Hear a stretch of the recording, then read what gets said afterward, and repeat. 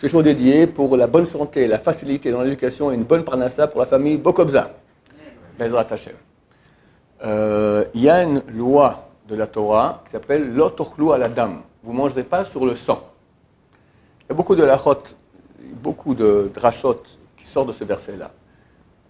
Une des drachot, une des halachot qu'on apprend de cela, c'est qu'on n'a pas le droit de manger avant qu'on ait prié pour notre propre sang.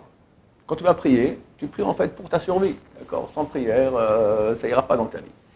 Donc Dieu dit, comment tu vas aller manger, espèce d'orgueilleux, avant de prier sur toi-même ? D'abord prie sur toi-même, que tu survives, que tout aille bien, puis après mange. Et d'après cette dracha-là, cette interdiction est de la Torah. D'accord ? Maintenant, dans certains cas, on autorise de manger avant la prière. Pas comme il y a des gens, certaines communautés qui sont habituées de commencer leur prière à 10h, ils font un petit déjeuner royal, continental, et je ne sais pas encore quelle sorte de petit déjeuner existe, d'accord ? Avec des omelettes et saumon fumé et gâteaux, enfin tout ce que tu veux, ou moins, d'accord ? Manger, on n'a pas le droit. C'est interdit, comme je dis, c'est de la Torah. La Torah, c'est-à-dire que manger du porc. Les seuls cas où c'est permis, c'est quand la personne est faible. Il est malade, il est vieux, il a des problèmes, il est convalescent, d'accord ? Et la prière va durer longtemps. Et c'est qu'il ne tiendra pas le coup, il ne pourra pas se concentrer bien. Alors, dans ce cas-là, on l'autorise, difficilement, on l'autorise de manger, uniquement parce qu'il va mieux prier. Parce qu'il va mieux prier. Attention, regarde à quel point c'est pas aisé. S'il y a le choix maintenant, on va dire la prière commence Shabbat à 9h30, lui, dès 6h du matin, il est réveillé, et elle finit la prière, allez, 9h30, on est gentil jusqu'à 1h, d'accord ? Il dit de 6h30 à 1h de l'après-midi, moi je ne tiens pas le coup. Il faut que je mange, d'accord ? Sinon, à Moussaf, je ne peux pas prier. Alors on lui dit dans ce cas-là, mon cher ami, mieux vaut que tu te prépares à la synagogue, tu vas prier chez toi tout seul, sans manger auparavant, et tu manges après. C'est mieux de prier chez soi tout seul le matin, pour ne pas devoir manger avant la prière, que de prier plus tard en minyan, et là, ça nécessitera de manger avant la prière. Donc, à quel point c'est important. Maintenant, boire, alors, c'est permis. Mais le Ben Ish Chai a écrit, c'est bien, je répète, c'est pas interdit, c'est bien de ne pas boire avant la prière, même de l'eau. Maintenant, c'est pas interdit, c'est permis. Mesure de piété, de ne pas boire même de l'eau. Maintenant, qu'est-ce qu'on peut boire ? Tout ce qu'on autorise de boire, ce sont des choses qui sont comme de l'eau. Ça veut dire de l'eau, du café, du thé, toutes ces choses-là qui ne sont pas des boissons nourrissantes. Par exemple, un jus de fruits, naturel, vrai, interdit. Un verre de lait, naturel, interdit, parce que c'est des choses qui sont nourrissantes. Boire, ce n'est pas nourrissant. Alors ça, on t'autorise. Il y en a qui autorisent, qui disent seulement si c'est sans sucre, que de la sucrète. Moi, je suis marqué comme ça, comme le rabbin Son Abba Shaul, lui dit qu'on n'a pas le droit avec du sucre. Awad Yosef, lui, il aimait. Il dit non, le sucre, ça va, c'est tellement peu, c'est tellement accessoire au liquide qu'on considère que c'est comme s'il n'y a pas de sucre. Et il dit même, on pourrait autoriser même un petit nuage de lait si c'est nécessaire. D'accord, tu prends ton thé, tu mets un peu de lait dedans. Le rabbin Son Abba Shaul n'est pas d'accord là-dessus, le rabbin Yosef, il autorise. D'accord ? Mais tout cela, je dis, c'est la loi stricte, c'est bien d'être marmire, rien du tout. Et c'est logique.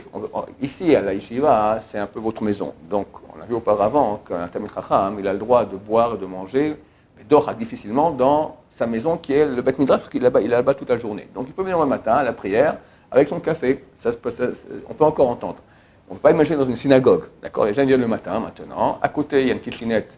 Et tous rentrent maintenant avec talit tefilin et café. D'accord ? Chacun, ils vont avec son café. C'est pas comme ça que ça se passe dans la maison de Dieu. Donc, faire attention, si quelqu'un boit, il doit faire la bracha avant Baruch Shama, parce que dès Baruch Shama, on n'a pas le droit de faire la bracha.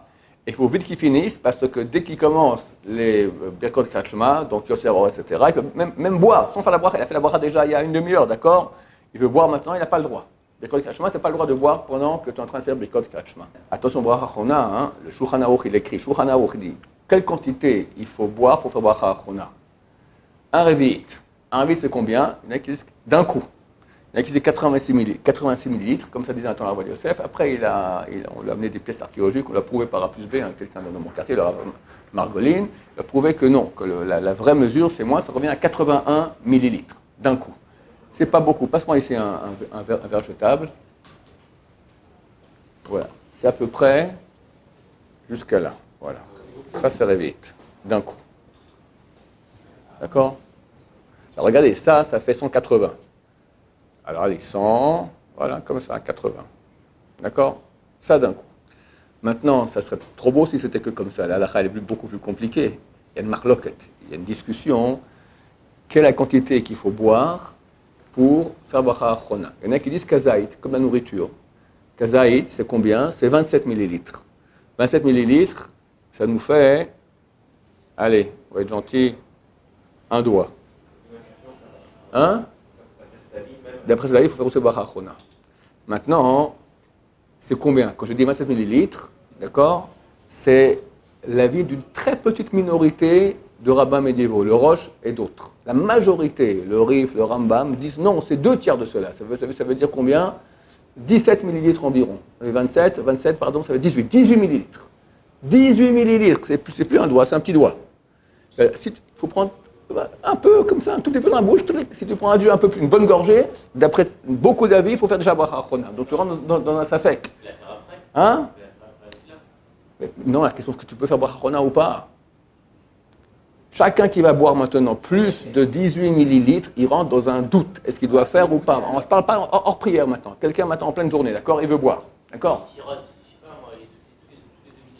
S'il sirote, mais combien il sirote par gorgée? 19 millilitres, il rentre dans un doute. Et chaque gorgée te marche un temps. Il ne fera pas. Mais il rentre dans un doute que peut-être, il viendra dans le sang dire mon cher, il y a le Rambam qui va venir, le Rif, tout, on va dire mon cher ami, pourquoi tu m'as fait voir Achona? Même on m'a dit 80 millilitres. Mais nous on dit nous on dit 18 millilitres. D'accord? C'est un problème. Alors, il boit, le mieux c'est de boire d'un coup 80 millilitres, comme ça tu es certain que tu dois faire boire Achona. Mais maintenant, si tu es dans la prière, d'accord, alors faire attention que tu finis de boire avant que tu commences Baruch Shamar, parce que dès que tu as dit Baruch Shamar, c'est mort, tu ne peux plus parler. Baruch Adonai, l'Olam, Amen, Amen.